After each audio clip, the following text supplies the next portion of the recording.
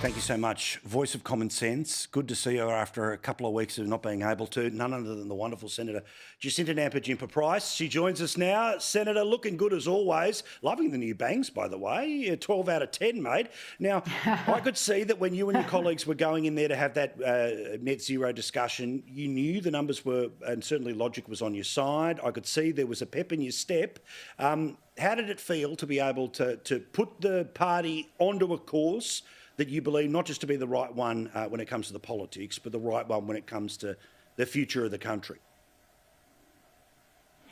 Oh, look, Paul, I mean, it feels wonderful to be able to finally have an argument that we can go out there and prosecute in the interests of Australians first, because, of course, on one hand, you know, we've got Labor that prioritising, green energy grifters and the globalist UN, and now we have the Liberal Party hand in glove with the Nationals as part of the coalition, putting Australians first. You know, it was a great day, and it was a wonderful opportunity to respectfully debate our points of view. And I think a really significant point that I really wanted to make was that, remembering when I was a 19-year-old expecting my second child, and even under such circumstances as that, where life was tough, regardless of that, I still had the opportunity to purchase my first home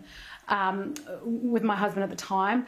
And now I think of my own children who are in their early 20s and just how difficult it is for them to do that. My 24-year-old who was looking to buy himself a new car and is very limited in what he can purchase.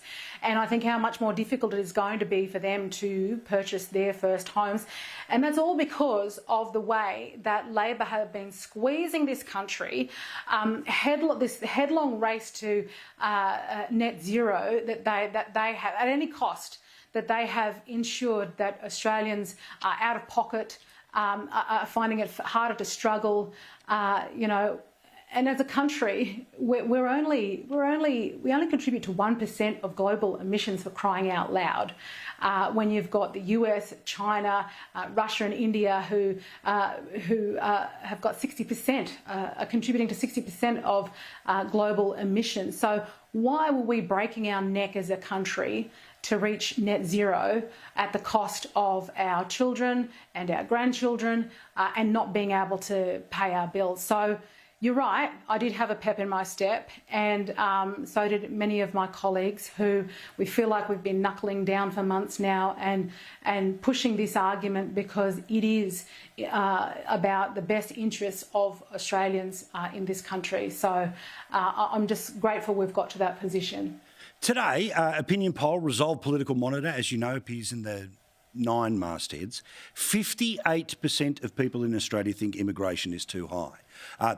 Is that the next on the list? Is that a conversation that, again, if it essentially polls a 6 in 10, but we keep being told, oh, to go anywhere near this is racist. If you go anywhere near this, there's no chance of all of the seats that you need to get in the place it needs to go. Well, again, 58% of people, even turning up in lefty newspaper, and this wasn't an online poll, this was as scientific as any other polls they do. What does it tell you about where the party needs to sit next? Yeah, look, absolutely. And this is another argument that obviously, myself, Andrew Hastie, we've been arguing the importance of the mass migration argument. It's not about who is coming over. It's about how many are coming to Australia. And we know, 1.2 million people in Labor's first term that are putting excessive pressure on our housing, on our infrastructure, on our services. Australians aren't silly. They get it. They understand those pressures that exist. And, it's got to be done smart, though. We have to lower the levels of mass migration into our country, and look at the various different components of the immigration program to do it in a way that's going to best support us, Australians, as a country, because the pressure at the moment is not only affecting new migrants, Australian citizens, it's everyone that are under pressure at the moment.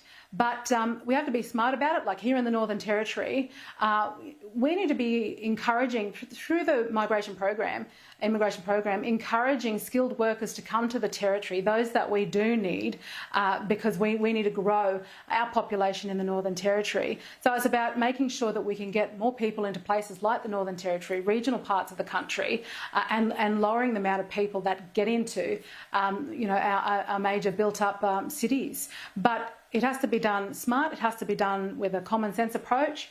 Again, about putting Australians first. To stop putting pressure on the average Australian household. That's what we have to do, and that's the argument, that's the debate we need to have next, and I'm very much looking forward to that as well. No offence to anyone else we have on the show, but Jacinta, you're my mum's favourite. Always have been and always will be. We love you, mate. Jacinta Nampijinpa Price. We'll see you again in a couple of weeks, mate. All the best, all right? Thanks, Paul. See you, darling.